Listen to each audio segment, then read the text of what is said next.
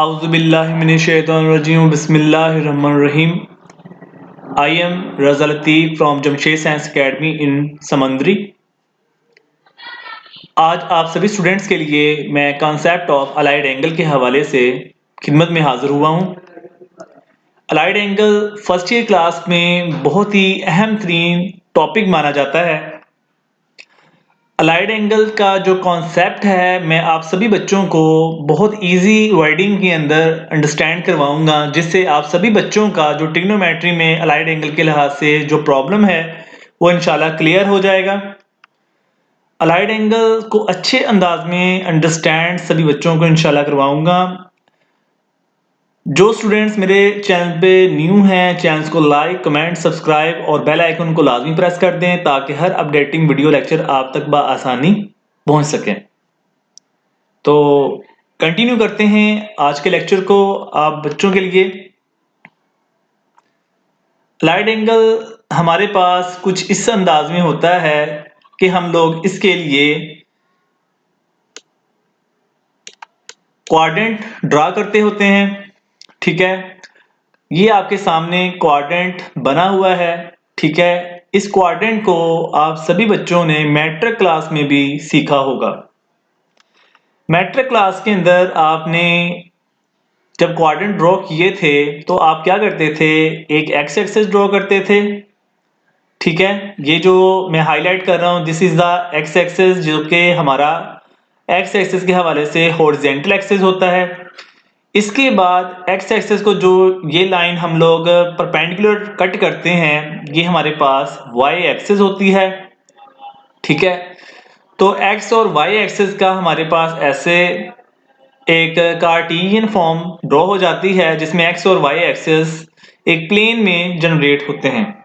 अब इसमें ये हमारे पास जो लेफ्ट बल्कि जो राइट पोर्शन है ये वाला, ये हमारे पास एक्स एक्सिस पॉजिटिव कंसीडर किया जाता है और जो इसका ये लेफ्ट पोर्शन होता है ये हम लोग एक्स डैश यानी कि नेगेटिव एक्स एक्सिस क्रिएट करते हैं, इसको मानते हैं।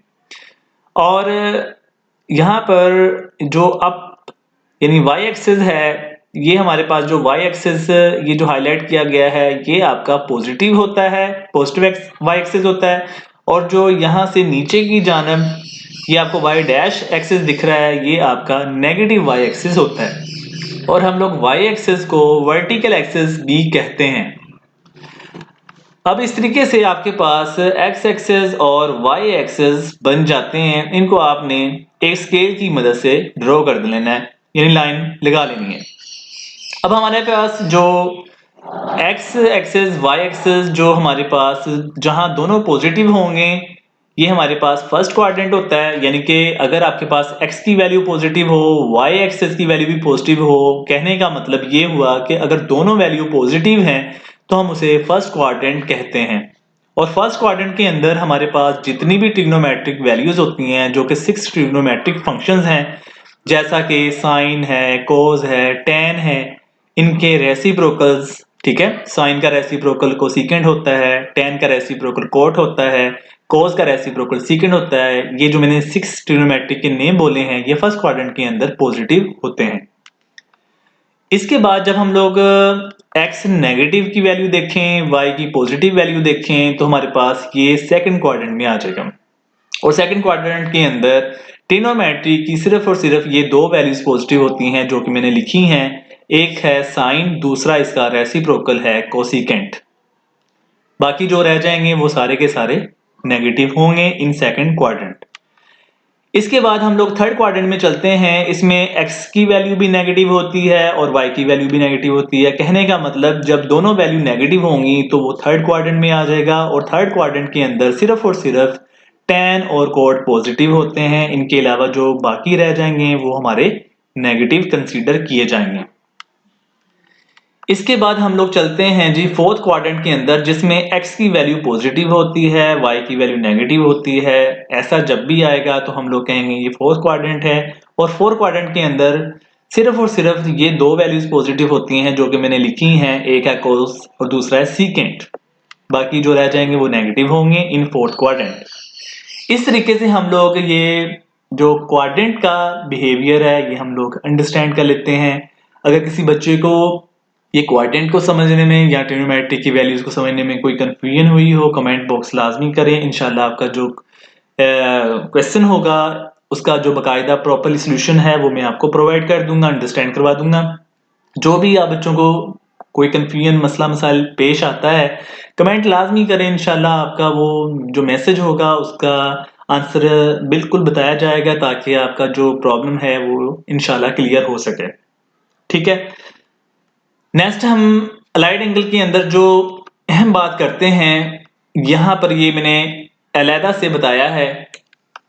ये ऐसा है कि ये हमारे पास है, ये है एक्स एक्सिस, ठीक है, ये वाली लाइन जो कि हॉरिजॉन्टल फॉर्म है, और ये हमारे पास है जी वाई एक्सिस। ओके,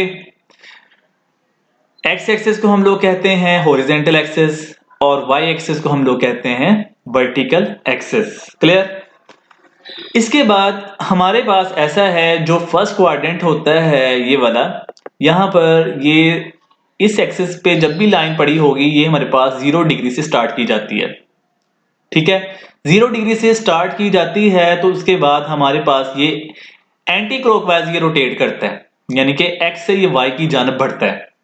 तो यहां से जब ये यहां आएगा तो ये 90 डिग्री बन जाएगा। इसके बाद फिर ये y से जब ये x डैश पे आएगा तो ये 180 डिग्री हो जाएगा। फिर x डैश से जब ये y डैश पे आएगा ये 270 डिग्री हो जाएगा। फिर y डैश से जब ये x एक्सिस पे आएगा तो ये फिर कंप्लीट ट्रिप मुकम्मल होते हुए जब एक मुकम्मल चक्कर कर लेती है तो ये 360 डिग्री हो जाएगा, यानी कि सर्कल कंप्लीट बन जाएगा। और सर्कल का जो कंप्लीट एंगल होता है वो 2 पाई होता है, जिसको हम लोग 360 डिग्री कहते हैं। क्लियर?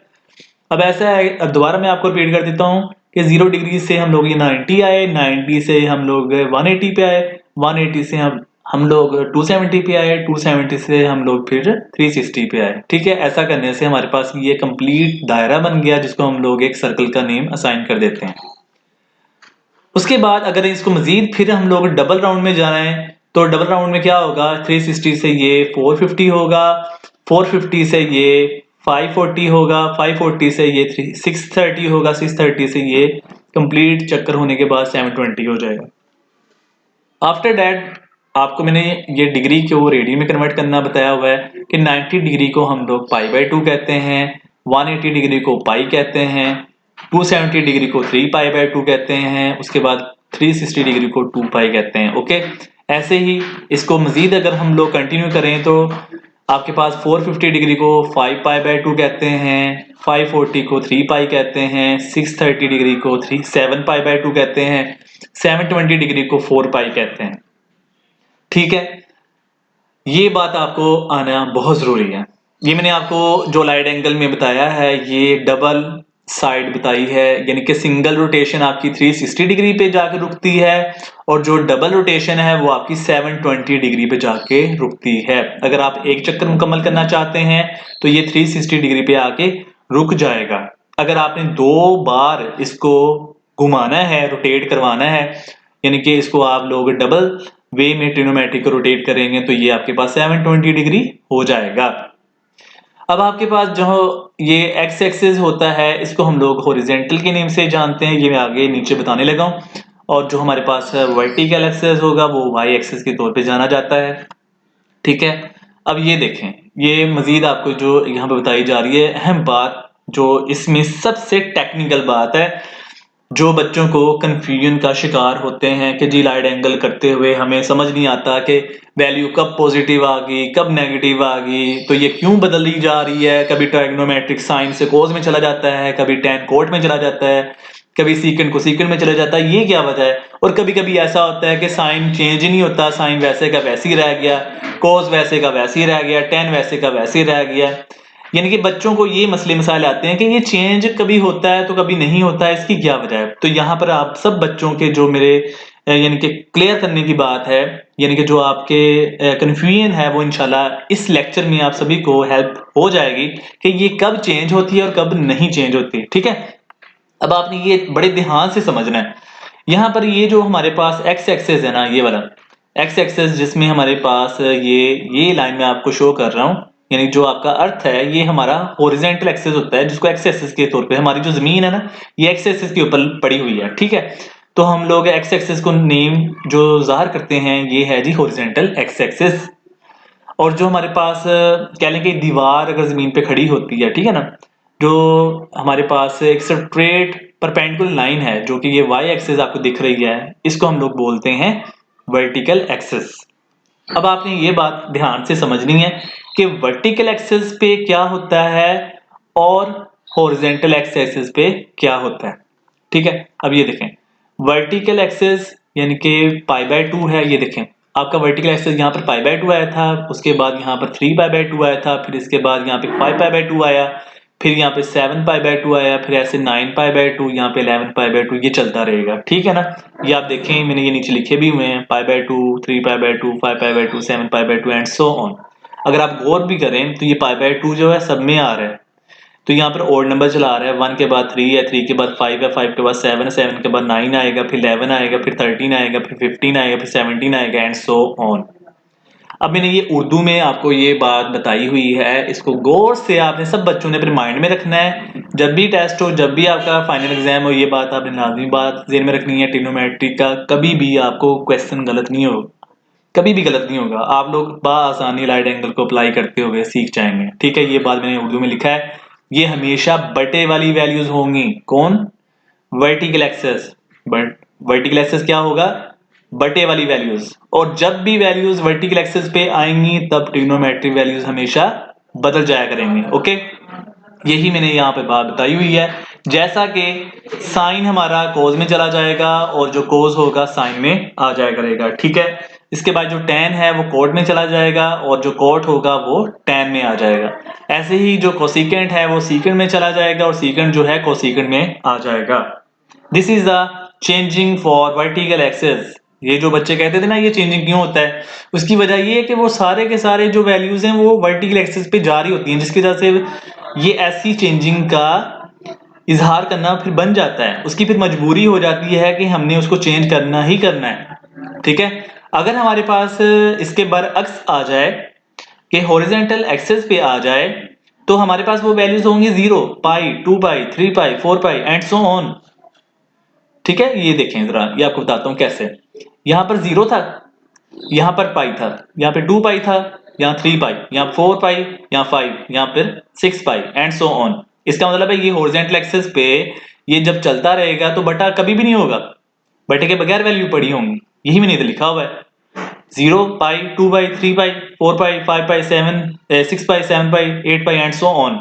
ये देखें, यही बात माइंड में रखने वाली है, ये हमेशा बटे के बगैर वैल्यूज होंगी। और सबसे अहम बात, इस एक्सिस पर ट्रिग्नोमेट्रिक वैल्यूज तब्दील नहीं किए जाते। It's mean no change trigonometric values in horizontal X axis. X axis पे नो चेंज। और जब भी वैल्यूज एक्स एक्सिस पे होगी तो आपके पास नो चेंज, और जब भी आपके पास वर्टिकल एक्सिस पे वैल्यूज होंगी तो आपने कहना है विद चेंज्ड, यानी कि वर्टिकल एक्सिस पे ऑलवेज चेंज्ड, हॉरिजॉन्टल एक्सिस पे नो चेंज्ड। यही आपका कॉन्सेप्ट है अलाइड एंगल के सीखने के लिए। अगर किसी बच्चे को अलाइड एंगल को अंडरस्टैंड करने में कोई दुश्वारी पेश आई हो तो कमेंट लाजमी करें, इंशाल्लाह आपका प्रॉपरली आपको गाइडलाइन दी जाएगी। तो दुआ में मुझे याद रखिएगा। अल्लाह हाफिज एंड स्टे ब्लेस्ड। आपका ट्यूटर रजा लतीफ।